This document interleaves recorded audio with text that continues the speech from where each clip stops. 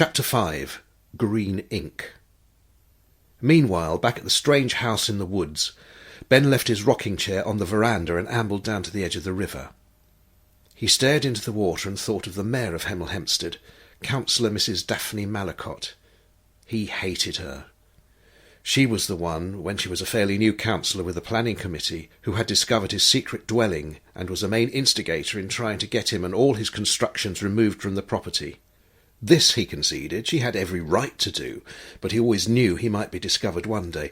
But, and it was a very big but, it was the way she went about it which gave birth to his simmering rage. She arrived smiling on his doorstep one morning, presumably after some kind of tip-off. Overweight, with a lifeboat chin, lipstick on her teeth, and smelling of some kind of cheap scent. Ben loathed women who smelt of cheap scent and had lipstick on their teeth. "Am I speaking to the owner of this property?" "You are," said Ben.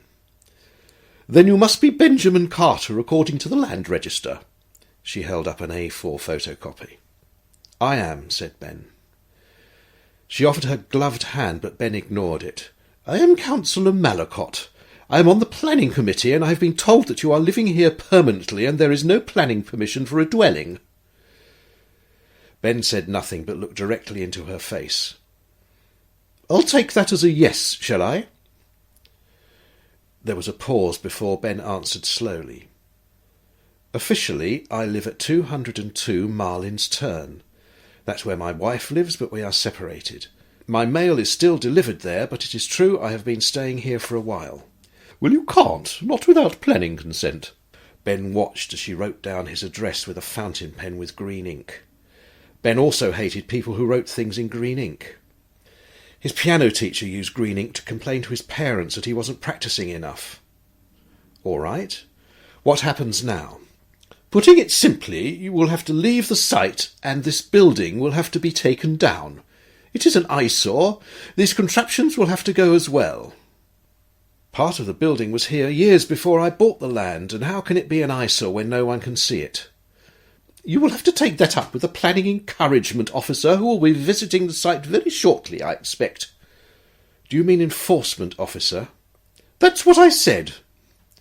"Any idea when that will be?" "I expect you will be sent a letter to your address, 202 Marlin's Turn, I think you said." Smiling with satisfaction, she turned to go. "You look a little sad, Mr. Carter. Of course you are free to make a reflective planning application." "Oh, you mean a retrospective application?" "Yes, exactly. Didn't you hear what I said? You might be able to show a plausible reason for living here. We're not robots on the council, you know. Don't forget I'm on the committee and will take everyone's interest into consideration, including yours. Make an application, Mr. Carter. I will look out for it." "I bet you will, you cow," thought Ben. She offered her hand again, and this time Ben shook it despite the glove. Her smile became even wider, showing even more lipstick teeth. "Good luck, Mr. Carter. I wish you well." "Like hell you do," thought Ben, but said, "And you too, Councillor. Goodbye." A week later, Ben met the enforcement officer, and they sat on the veranda having much the same conversation as with the councillor. As before, he was encouraged to put in an application. £350, exclaimed Ben. "That's a bit steep, isn't it?" But he went ahead, paid his money, made 6 copies of the forms and maps, and handed everything into the town hall. The day after his cheque was cashed, he was sent an enforcement order to stop living in the property, and an accompanying letter advising him that planning consent was likely to be refused. Why the hell did they take the money then, he asked himself. He telephoned the planning office, who refused to give him his money back as his application was already being processed. He left many messages on Councillor Mallicott's answer phone, but never received a reply. Ben resigned himself to his fate until he received a letter from the council saying that his case was going before the planning committee. This seemed to spur the councillor into all sorts of strange activities. After ignoring Ben completely, she now sent him letters accusing him of all sorts of misbehaviour and nuisance which he happily decided not to reply to. He heard from various sources that she was becoming obsessed with his case. At one stage he spotted her lurking in the trees taking photographs of the building. He moved some buckets to make a noise, but behaved as if he was unaware of her presence. Minutes later he spotted her walking away with her head down, trying to hide behind the bushes on the way to her car. He decided to consult a solicitor. He tried several in the town without much success, until one of them, a young man who looked like Count Dracula and never smiled, interrogated him for 5 minutes as if he was in the dock, and then said he would take the case. "It will cost you between £1,500 and £3,000, but I'm certain you will win." "How much?" "Oh, don't worry about the cost. Just think how much more the property will be worth if we succeed."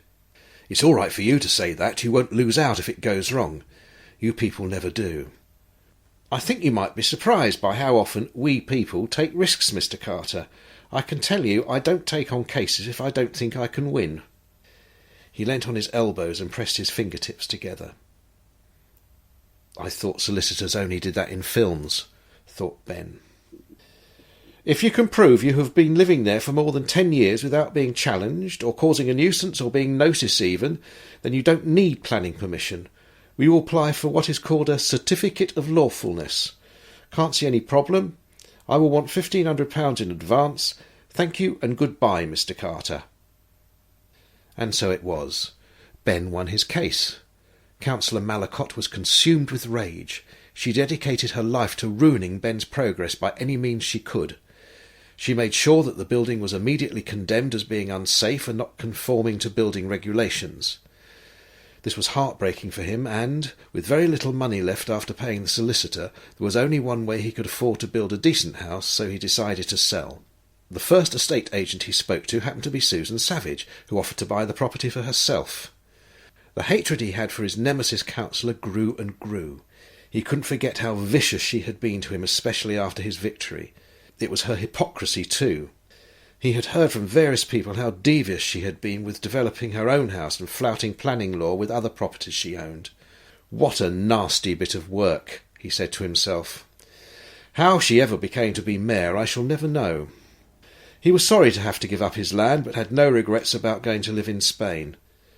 "I've had enough of this crappy town. Who wants to live in a place that will have types like her on the council, and even as mayor? I would really like to see her get her comeuppance. She and all her lousy friends can go to hell for all I care."